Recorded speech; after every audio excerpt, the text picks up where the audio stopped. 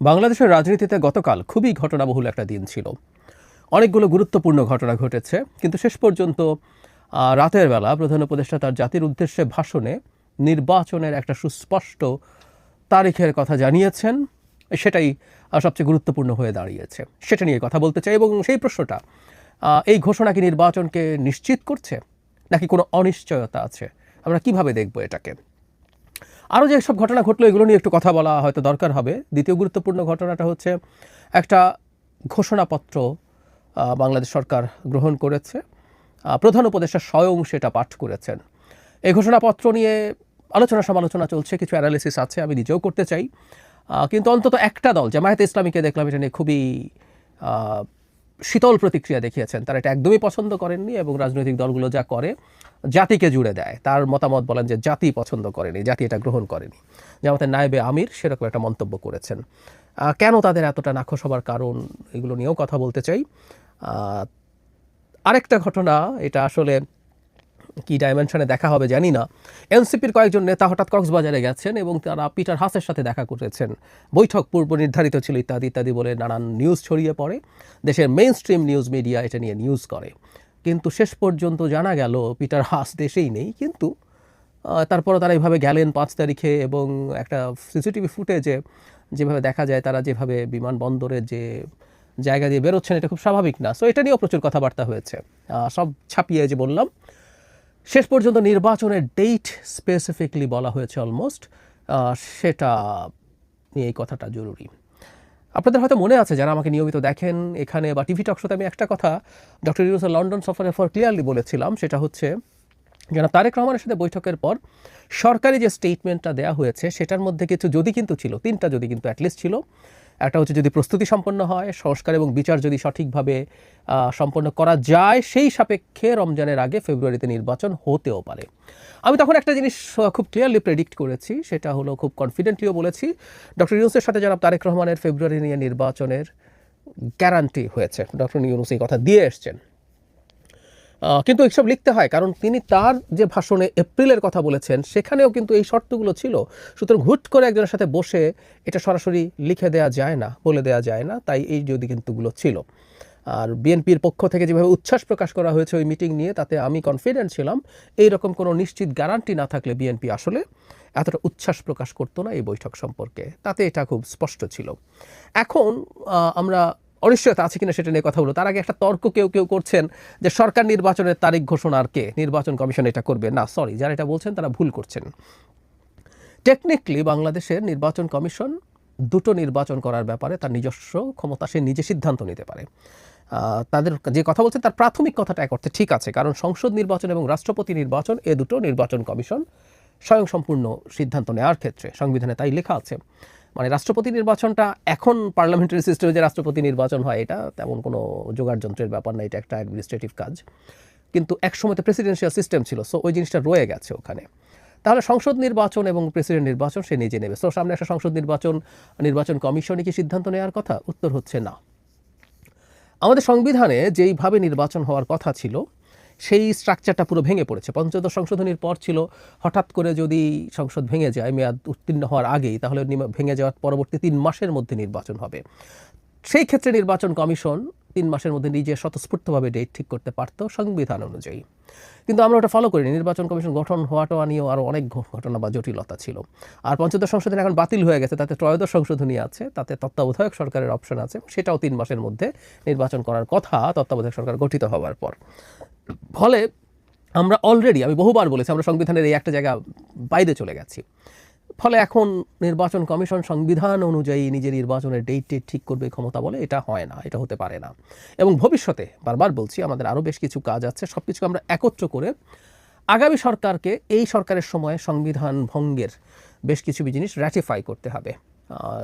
পঞ্চম এবং সপ্তম সংশোধনীর মাধ্যমে জিয়াউর রহমান এবং হুসাইন মোহাম্মদ এরশাদের শাসনামলকে বৈধতা দেওয়া হয়েছিল, যদিও সেটার একটা বড় অংশ পরবর্তীতে উচ্চ আদালতে বাতিল হয়েছিল। এগুলো শেখ হাসিনার আদালত, এবং আমরা এটাকে এভাবেই বলতে পারি যে সেগুলো তারা সেই কারণে হয়েছে। এই জন্য আমরা প্রায় অনেকে মনে করি কেউ সংবিধানের মধ্যে এটা সেটা যদি ঢুকিয়ে ফেলা যায়, আমাদের সিকিউরিটি নিশ্চিত করা যায়, আমরা যারা অভ্যুত্থানের মানুষ আছি তারা মানে নিরাপদ হয়ে যাব। আমি প্রায় একটা কথা বলি, শেখ হাসিনা বা তার দোসর কেউ যদি ক্ষমতায় আসে, নতুন সংবিধান লিখে তার মধ্যে যদি রীতিমতো এইখানে যারা মুভমেন্টে ছিলেন তাদেরকে জাতির সূর্য সন্তান আখ্যা দেওয়া হোক, তাদের বিরুদ্ধে কোনো আইনি ব্যবস্থা দূরে থাকুক, ফুলের টোকাও দেওয়া যাবে না, এসব যদি লিখে টিকে রাখেন কোনো লাভ নেই আসলে। এগুলো যা যা করার তারা আসলে করে ফেলবেন। এটা এই সংবিধান বাতিল করে সংশোধনী এনে গায়ের জোরে না পারলে তুলে নিয়ে এক্সট্রাজুডিশিয়াল কিলিং গুম এগুলো তো আছেই। যাই হোক, যেটা বলছিলাম, নির্বাচন কমিশন ঘোষণা করবে এটা ভুল ধারণা, সুতরাং এটা সরকারেরই জানার কথা ছিল। এবং প্রধান উপদেষ্টা যেটা জানিয়েছেন, নির্বাচন কমিশনকে তারা একটা চিঠির মাধ্যমে জানাবেন রমজানের আগে ফেব্রুয়ারি মাসেই একটা ডেট ঠিক করার জন্য। তার মানে মোটা দাগে সেকেন্ড উইকের মধ্যে নির্বাচন হবে বা থার্ড উইকের শুরুর দিকে, এরকম একটা কিছু মোটামুটি নিশ্চিত হয়ে গেছে। থার্ড উইকের শুরু না, সেকেন্ড উইকের মধ্যেই নির্বাচন হবে, ব্যাপারটা এইরকমই, এটা নিশ্চিত হয়ে গেছে।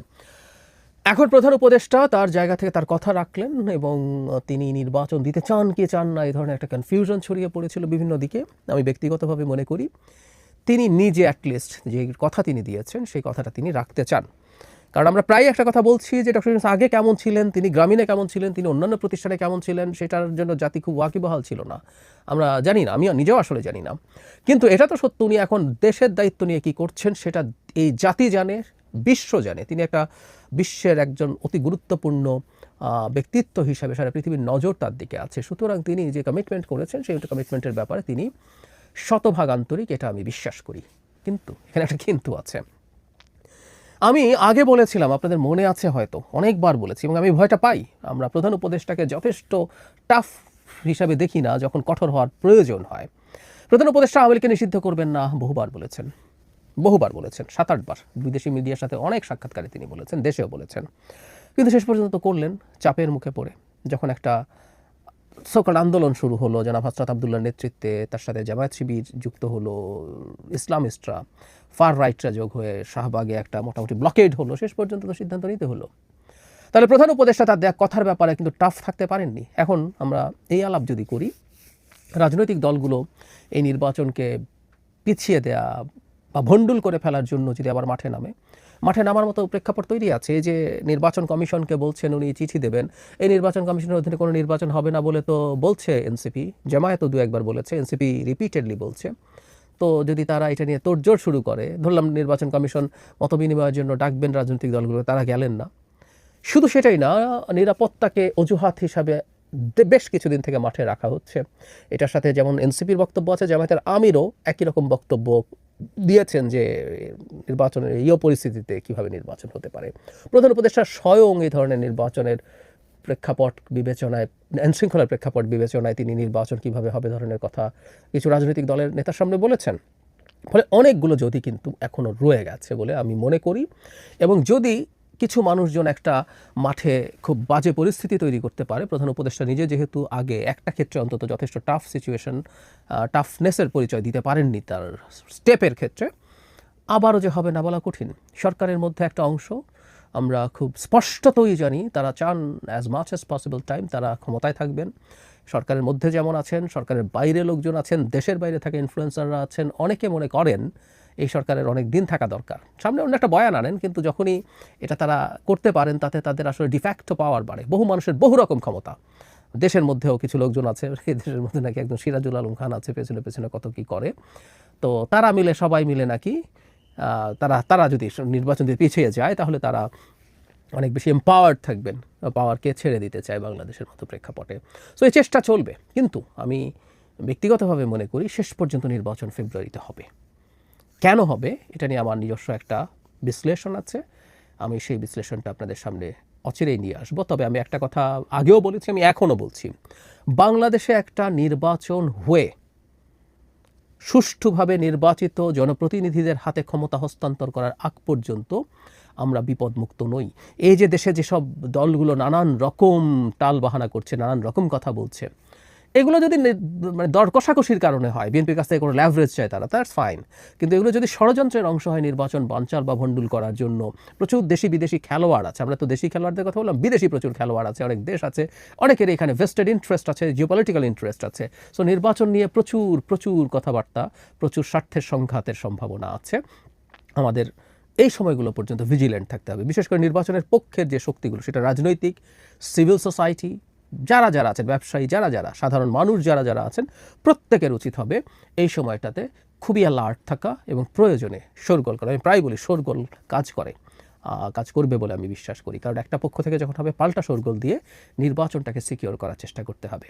আর শেষ কথা এটা নিয়ে ভবিষ্যতে আবারও কথা বলবো, আগেও বলেছি, একদম আলাদা একটা ভিডিও করতে চাই। নির্বাচন হওয়া মানে বাংলাদেশ স্বর্গ হয়ে যাওয়া না, শিওর, কিন্তু আমরা একটা মোটামুটি ওয়ার্কিং ডেমোক্রেসির পথে যদি আগাতে পারি, ধাপে ধাপে বাংলাদেশ নিদেন পক্ষে বাসযোগ্য একটা দেশ হয়ে উঠবে বলে আমি বিশ্বাস রাখতে চাই, এবং এরকম প্রচুর এভিডেন্স গ্লোবালি আছে।